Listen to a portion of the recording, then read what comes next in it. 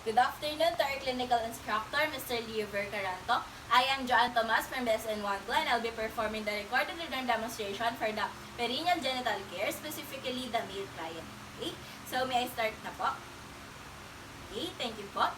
So, before we start is that we should know what is our goal, what is our purpose of doing this. So, the purpose of doing this is to provide perineal genital male care itself, and then the prevention of infection. Okay? So, before we proceed is that we should know how to introduce ourselves to the client, verify the client's identity, explain to the client what we're going to do, why is it necessary, and how the client will cooperate. Okay? So, good afternoon, sir. I am John Tomas, a student nurse from the Wesleyan University of the Philippines, and I'll be your nurse from 1 p.m. to 7 p.m. So, sir, for verification, may I know your name? Bertrand Christoph Dansalotado. So, may I also know your age? 11. May I also know your birthday? January 7, 2011. Okay. So, sir, may I also ask for your permission to hold your hand to check your ID band? Okay.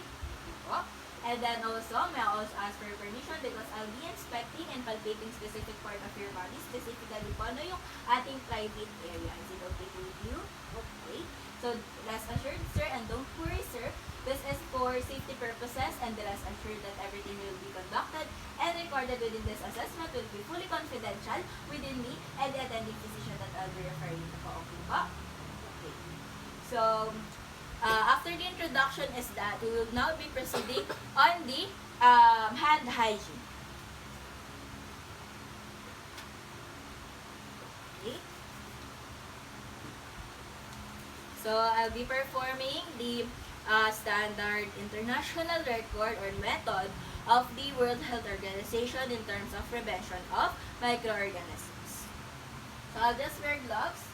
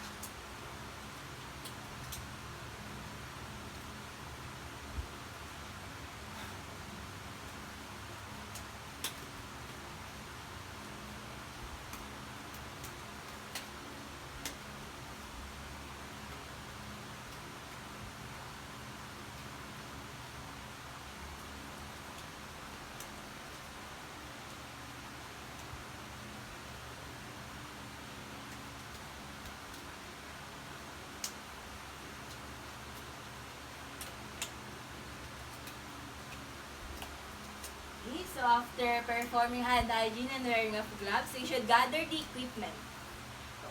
Okay, so we have here a tissue pad, tissue paper, a soap, and a soap dish, a cotton, alcohol, and then improvised or private part of the male client.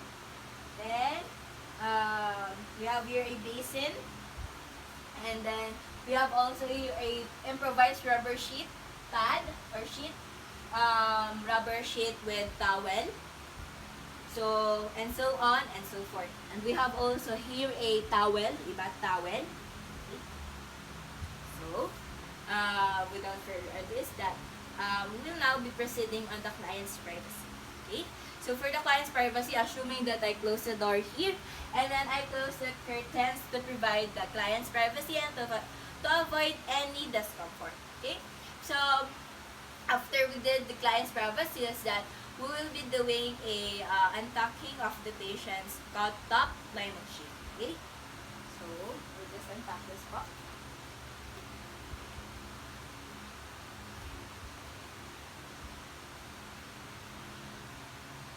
So after we did that is that we will be putting the rubber sheet or the rubber line sheet with towel improvised on the patient's under the patient's thighs. Okay. So,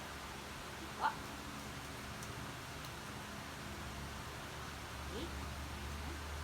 And then also we have to position the client so the client is in supine position. So we'll just expose the thighs of the client. Okay, so I'll just expose your thighs po. So after exposing the thighs down, is that we will now be starting the assessment. Okay, so we'll be putting the towel on the patient, on the mid thigh of the patient. Okay. And also we will be doing a quick bed bath for the thighs of the patient.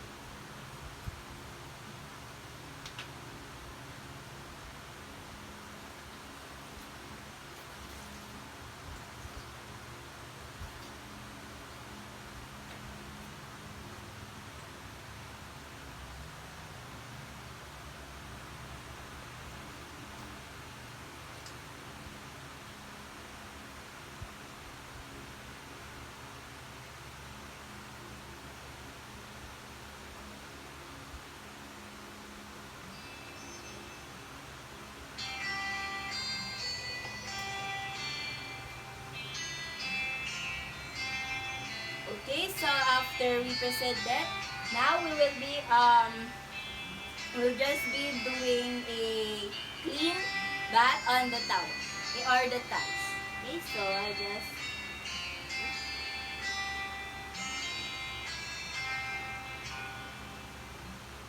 as you can see here, okay, so we will be just exposing the we'll just have to pour it down, okay.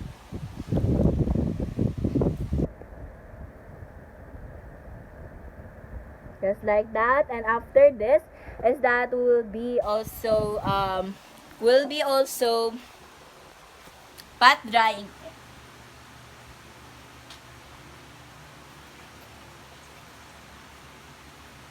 We'll just pat dry the thighs.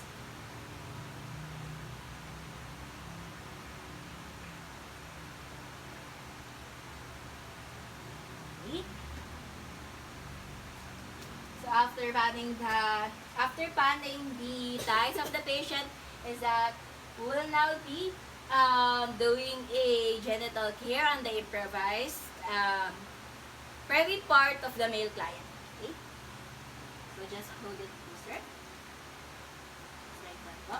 Okay, so this is the client's improvised genital part. Okay, so this is. So now we will be wetting the cotton balls.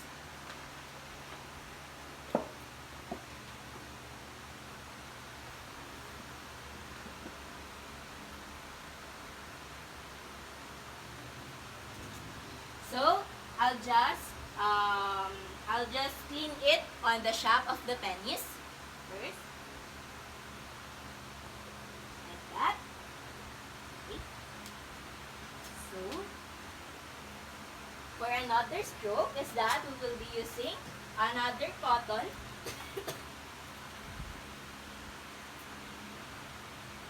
with soap and water. Okay. From the shaft of the penis or the urethral meatus is that we will be proceeding on the down side. Okay. And just like that.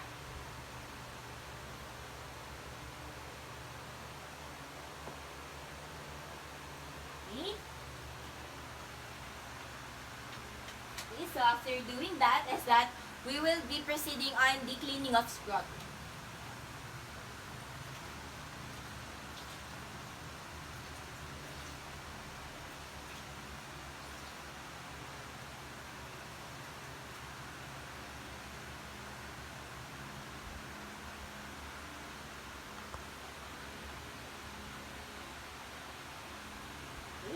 will be cleaning the scrotum.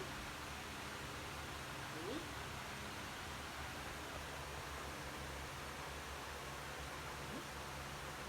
Thank you, sir. I'll just pat dry it.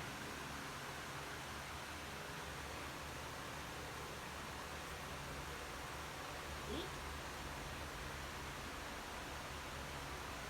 Okay, so after pat drying it, is that we will now be proceeding on the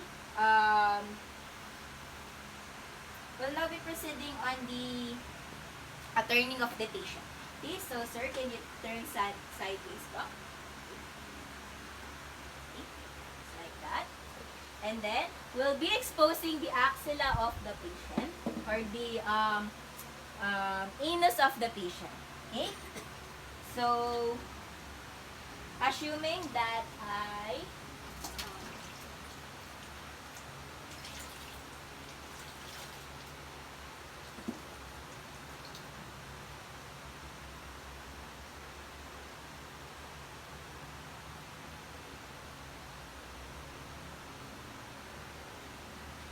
assuming that I am cleaning the anus of the patient. Okay. And I will clean the buttocks. Okay. And then pat dry it. Excuse me, sir.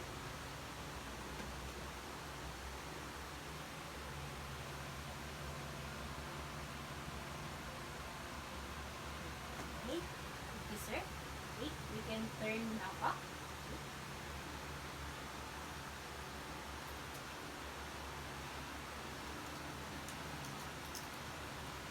Okay. So after we did this on the patient is that we'll just cover the patient again. Okay. And fix his patient's gown.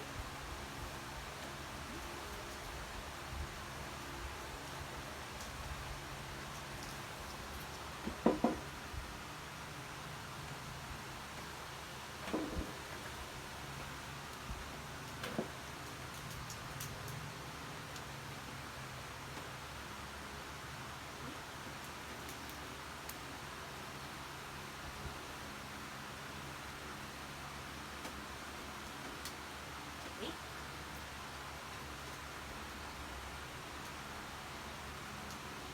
Okay, so the patient is in supine position. So now we will be doing a aftercare procedure.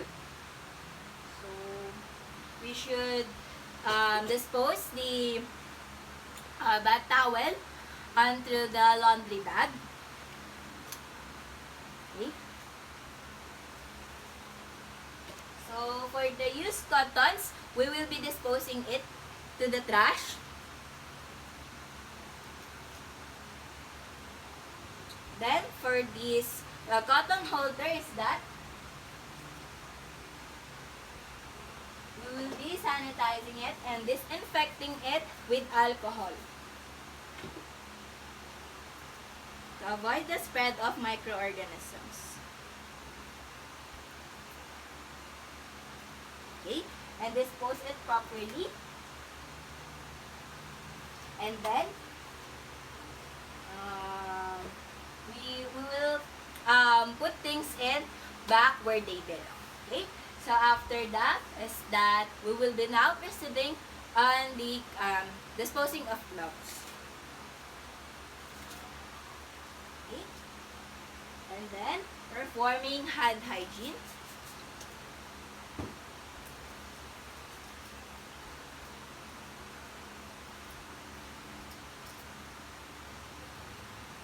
And then after that is that we will have to evaluate the patient's level of comfort. So, sir, are you comfortable po during and after the assessment? Opo. Okay, so wala naman po kayong naramdaman na kahit ano po. Opo. Okay, so for the last part is that we will have to document everything. So that for based on the clients, wala po kayong naramdaman na masakit. Wala po. Based on the client's answer and based on what I have inspected is that the patient's level of comfort is comfortable and accurate, which is good, and which is also normal.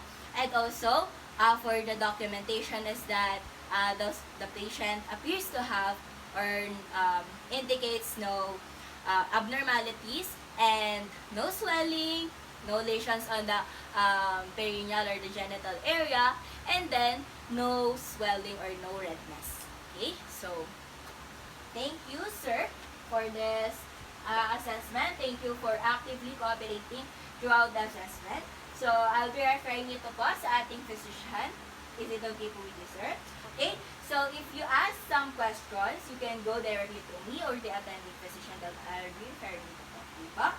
So, my advice to you is to eat healthy foods and maintain a balanced diet, eat regularly, and drink at least 8 to 12 glass of water, eat green leafy vegetables. Okay po? Okay. So, thank you po, sir. Okay, so thank you to our clinical instructor, Mr. Leo Vercaran po. I am Johan Tomas from BSN 1-2, and it is a great privilege and honor for you to have a clinical instructor like you. And then, for this assessment of the perineal genital care for the patient. So that's it po. Thank you and God bless.